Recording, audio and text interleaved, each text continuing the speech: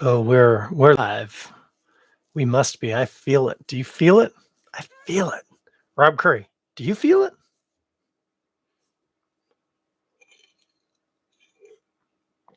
Yes, that was Rob Currie and the Currie brothers. Their track link Ray Gun. And that must mean this is the Toronto Beer Podcast with me, your host, Chris Schreier. I'm not gonna lie, guys. I've actually had a bit of a crappy day, but the day is done. I've had my physio. I voted. I ate a delicious red Thai curry. Hello, Mike. And I have got a beer that I am so excited to share. I wish I could share it through your ear holes, but it doesn't work that way. You're just gonna have to go with me on this little trip. But speaking of which, hang on. I'll have one more sip of what I'm drinking, which is Godspeed Svetli, just the 12, the regular one. I was having that with dinner, but we are trading up, kids. We are trading up. This is none other than the, remember, please, that I don't speak Czech, Specialni Edice B.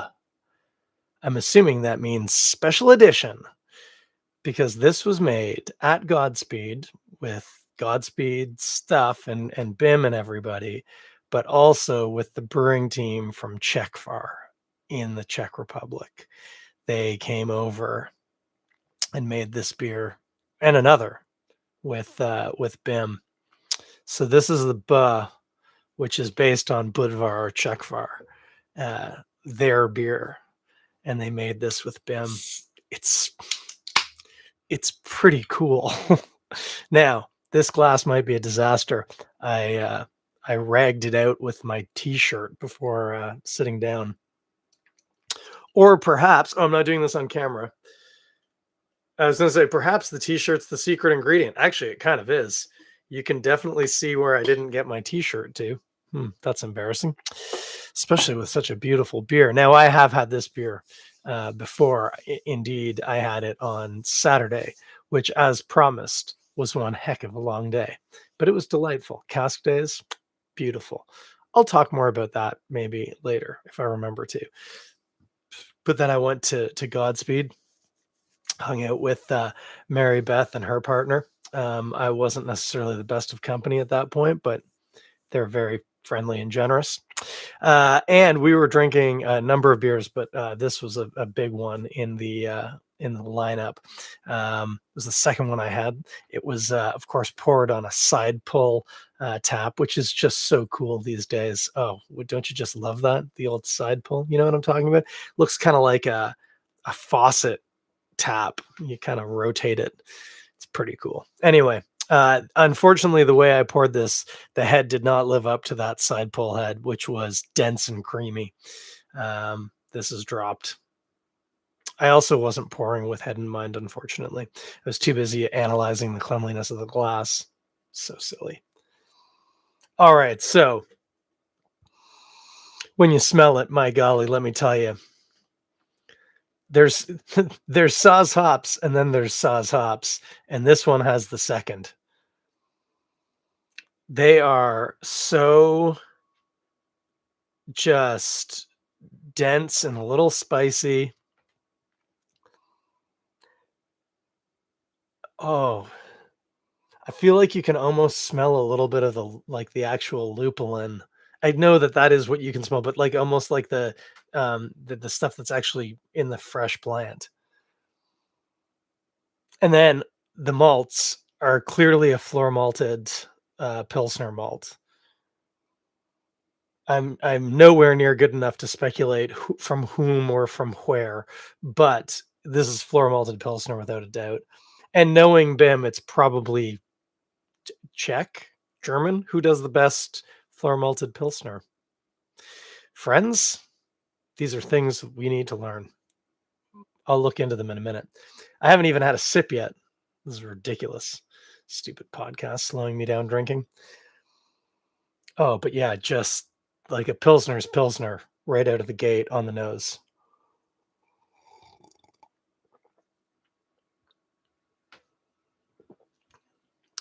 Okay, there's a lot of things to say, but before I say any of them, I need to have another sip.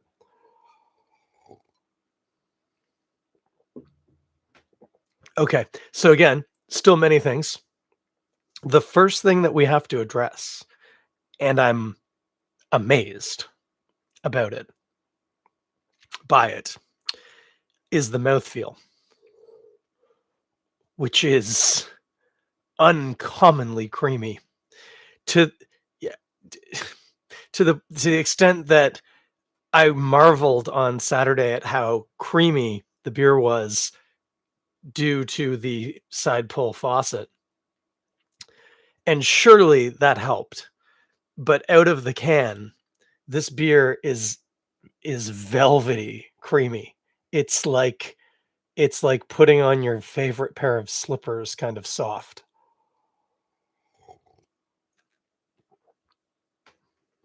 In the mouthfeel, there is again Saz hops just holding a ghetto blaster above their head and crying out to you. They're so it's just like, oh, if you want somebody to know what a Saz hop tastes like, it tastes like this.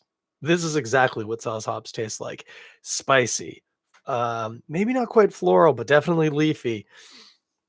And snappy, astringent bitterness, not sticky bitterness. This is not like IPA bitterness at all, but this has got a very, very assertive bitterness to it, which sets off the, as noted in the aroma, without a doubt, floor malted Pilsner malt. Now, a little weird to be so kind of fixated on that.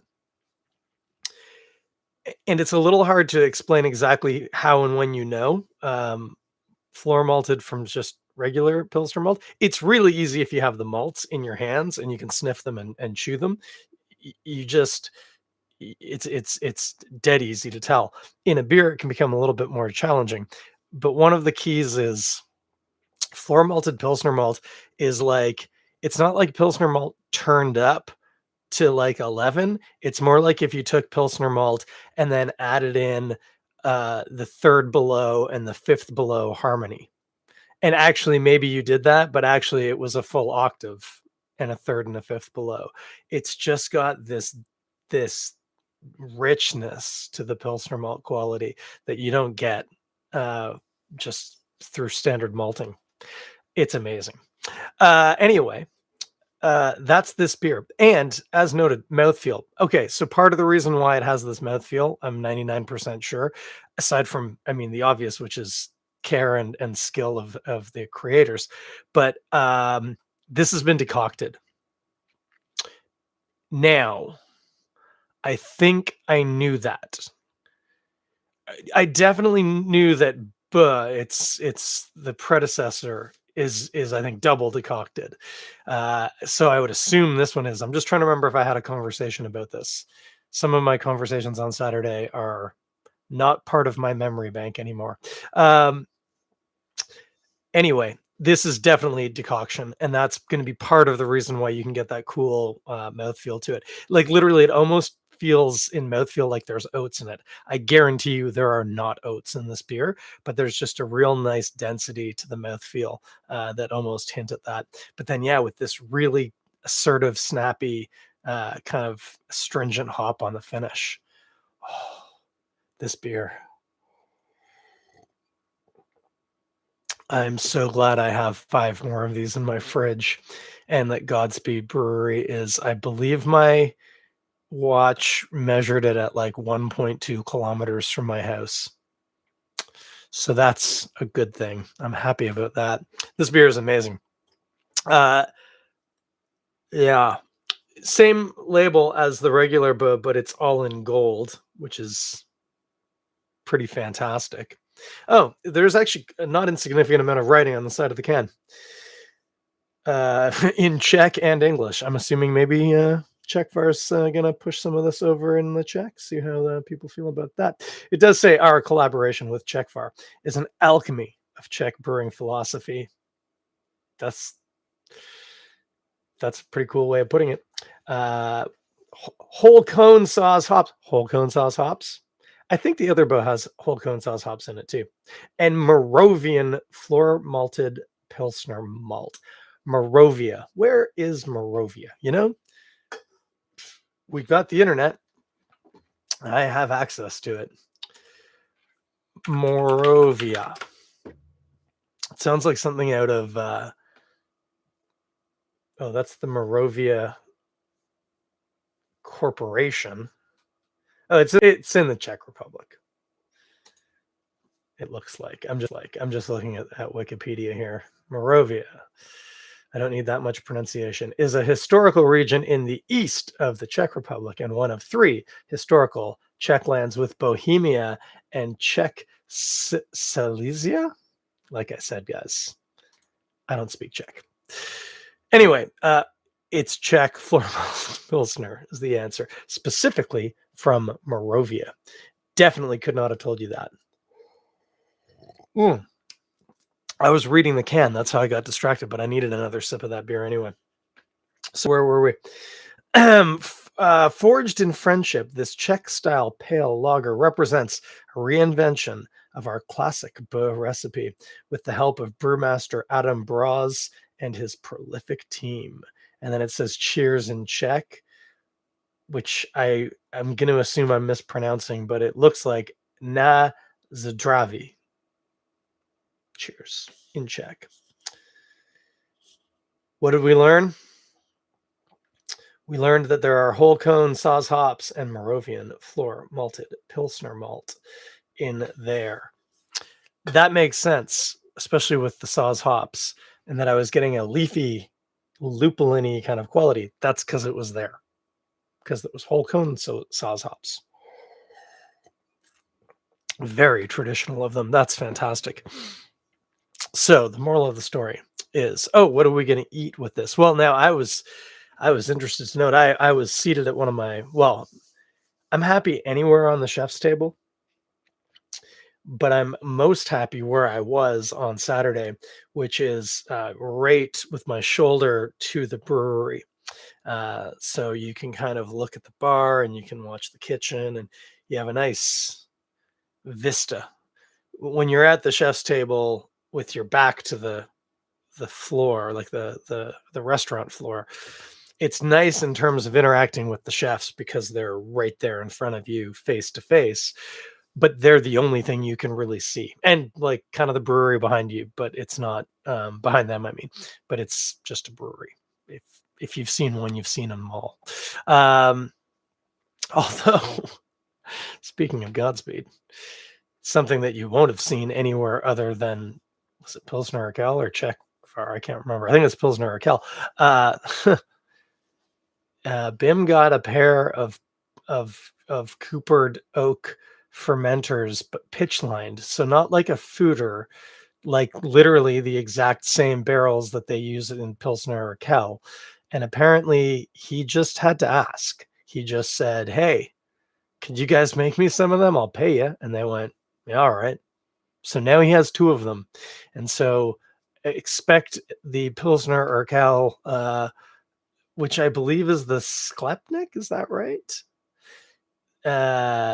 To become even more authentically homagey because it will have been made in fermenters identical to the ones that the actual beer is made in. Isn't that just the craziest thing you've ever heard? Anyway, what are you going to eat with this? And I was talking about my favorite seat at the chef's table. A table I have been seated at a number of times. By the way, I hope that doesn't sound douchey. And actually, I think with the chef's table at Godspeed, it's actually a bit of like a tier 2 seating to a lot of people, but certainly not to me. I would call it my preference. I just did. Anyway, I was seated at the chef's table and was immediately aware of the fact that the chefs that were working were not Japanese, which, to be fair, was the norm. They were three, I would describe as European descent, blonde-haired women, and just because of connecting the dots, I thought I couldn't tell you visually whether somebody was Czech or not, but I bet they are. And I don't know. I didn't ask. They were really busy making a lot of food. But that's my guess is that there was some Czech restaurant staff working the kitchen. I don't know if that was just for the event or if they've changed gears food wise for the next little while. Either one, totally cool with me. They were making like kielbasa, and it came with like a little scoop of potato salad, and schnitzels were flying out of the deep fryer, flying. So that stuff would go pretty good with this beer. All of that to say, uh, personally for myself, I would really like this beer with some like dirty Dutch fries. Doesn't have to be my classic Dutch poutine. It would work well there, but I'm just talking like not even like war fries, like just good, hot, like fresh cut, fresh made, nice fries with just like mayonnaise or aioli on it. That with this beer would be fantastic. The aioli, actually, I might go back on that, but the mayo should be very lemony, please. And then obviously with a nice, really flaky sea salt. Uh, what is this? I can't. This is not a visual medium except for the people watching live. What am I doing here with my hand? I'm flaking, not drizzling. It's not a wet thing. Salt over, distributing it with your fingertips in a random pattern. Uh, I would eat that with this because that's very greasy and fatty. And this beer's snappy, assertive hop is going to kick the crap out of that in the best possible way. The Moravian floor malted sprinkling. Thank you, Mike Chance. Sprinkling. We'll call it sprinkling. That's what I was doing with my hand that I couldn't come up with the word for. Back on track. The Moravian floor malted Pilsner malt is, I think, going to do some interesting things with the potato, which, by the way, I don't want no Yukon Gold up on those fries. I want some sort of heirloom, tastes like the terroir that it should kind of potato in those fries. And I think that's going to, potatoes have a nice earthy quality to them. I think that's going to work really well with the Moravian, not just Czech, Moravian floor malted Pilsner.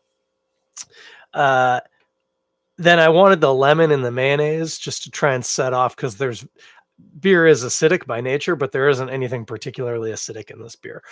So I think the lemon would just kind of ping off the bitterness of the hops and the sweetness of the malts nicely. That's what I want. That's what I want right now. Not gonna have it. Even, I bet it would suck if you got it delivered. I was gonna be like, even if I wanted to shell out to have it delivered, and then I thought about it, those fries are not gonna hold up to a trip in some cooler pack on some dude's back on an e-bike. What am I thinking? I just need to remember to make that for myself sometime. So, all this to say, special edition, buh. I translated it for you. Don't know what buh means, so we had to leave that in the original language.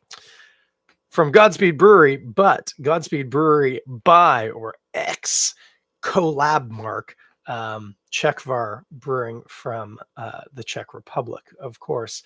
This is Godspeed's homage to Czechvar made with the people who make Czechvar. So it's going to be like the best tasting thing ever. And it is.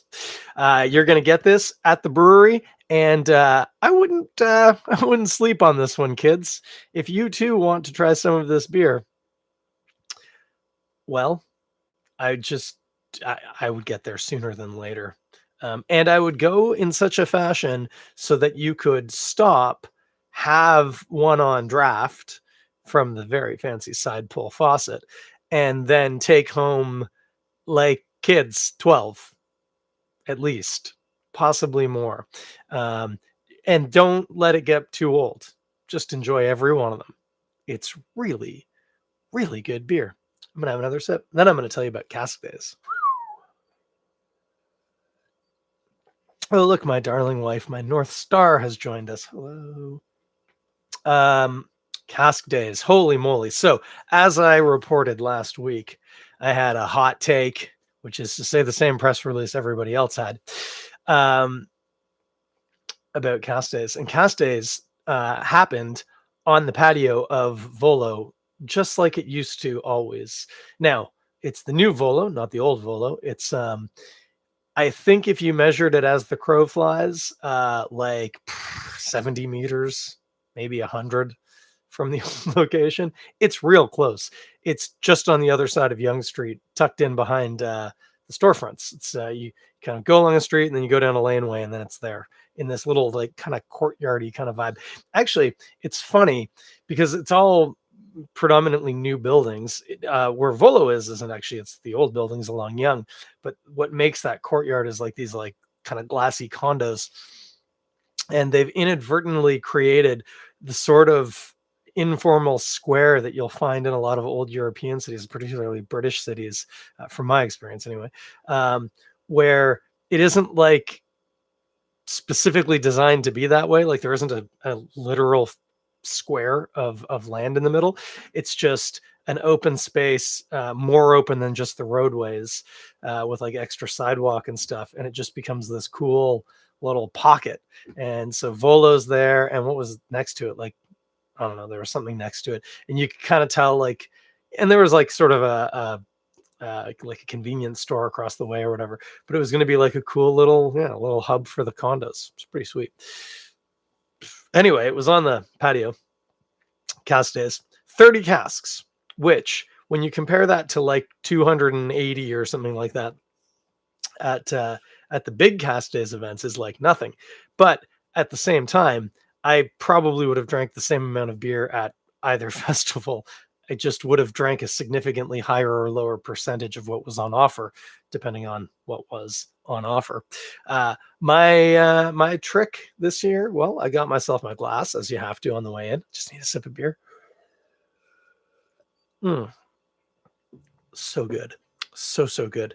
And then what I did is I investigated all of the English style ales that were sort of sub 5%. So like some milds and some bitters and a pale ale that I think was maybe flirting with that number, but whatever. So I had a bunch of like what I would consider typical British cask ales. And then I moved into some other British classic cask ales like barley wines, but also some of the more, maybe not even quite experimental stuff, but just some of the bigger stuff, the boozier stuff, finishing out with Amsterdam's El Jaguar, which I think is Tempest that's been spiced with cinnamon and like hot peppers, like chilies. Um, and maybe it's got some boosted cocoa in it because it is pretty chocolatey, but Tempest is pretty chocolatey. And that beer was like fire. It was real good, but it was like fire, fire.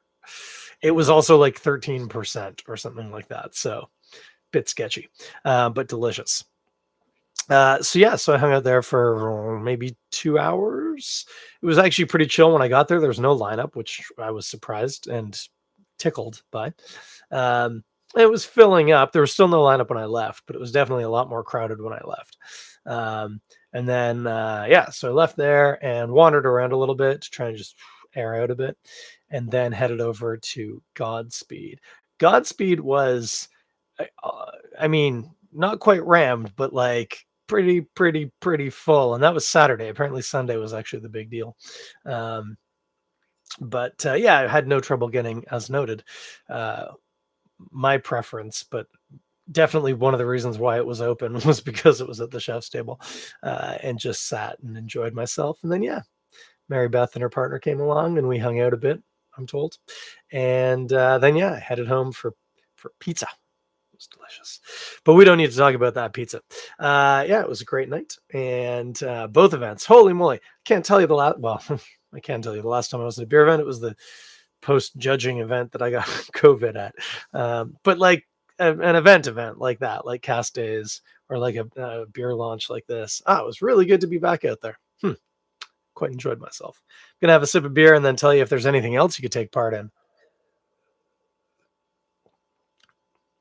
Spoilers, the answer I was going to say is no, but that is missing a few words. The answer is actually I don't know. Um, can't really recall anything coming across the bow that pinged my interest too much. Um, and to be fair, we can't live on these highs all the time. I'm not a young man. There was another event this weekend. Say I would pass. I would pass. Uh, so yeah, no, you know what's on? I think I spoke about this last episode or 2 episodes ago. The Rugby World Cup is on, the Women's Rugby World Cup down in New Zealand. And this weekend, we will see the quarterfinals with Canada facing the old rival who we always beat the hell out of, USA. Um, just we're matching up against them, having just beaten them handily in the last game of the group stages. Now we get to do it again in the quarterfinals. Now, golly, I hope I haven't jinxed the women's team and they're going to now go out and lose. But I think that we don't need to worry about that. The problem is then surely in the semifinals, Canada will face England, who will have just thrashed Australia? Might be Australia. Maybe Wales. One of the lower ranked teams. Anyway, we will almost certainly be meeting England in the semifinals, which is not an insurmountable ask for the Canadian team.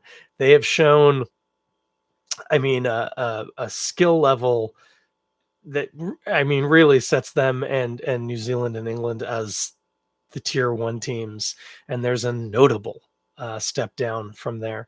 Their play has been fantastic. Their ability both in the dominant maul, but also defending a dominant maul, has been just fantastic.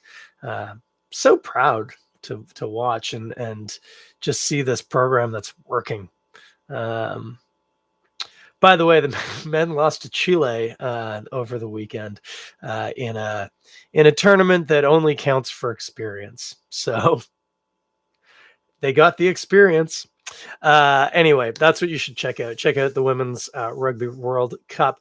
The games are on at odd times. I think the Canadian women's game is on at like 10:15 on Saturday night, which I'm certainly going to stay up and watch if I can find a stream for it.